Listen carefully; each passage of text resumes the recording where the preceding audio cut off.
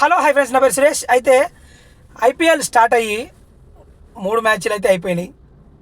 మరి ఇన్ని రోజులు ఎందుకు చేయలేదు ఏంటి అనేది అనుకోవచ్చు. మరి అన్నీ అయిపోయిన తర్వాత ఈ రోజు నుంచి ఎందుకు ఏం పిక్ కట్టలు కట్టేది ఉంది నువ్వు చేసి అని అనుకోవచ్చు.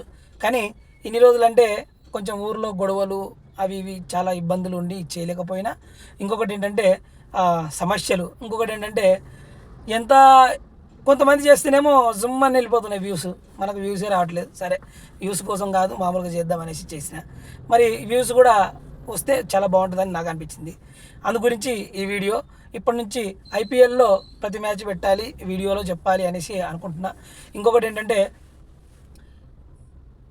ఈ మ్యాచ్లలో మరి బాగా వరస్ట్గా ఆడిన మ్యాచ్ ఏంటంటే ఈ 3 మ్యాచ్ల్లో చెన్నై సూపర్ కింగ్.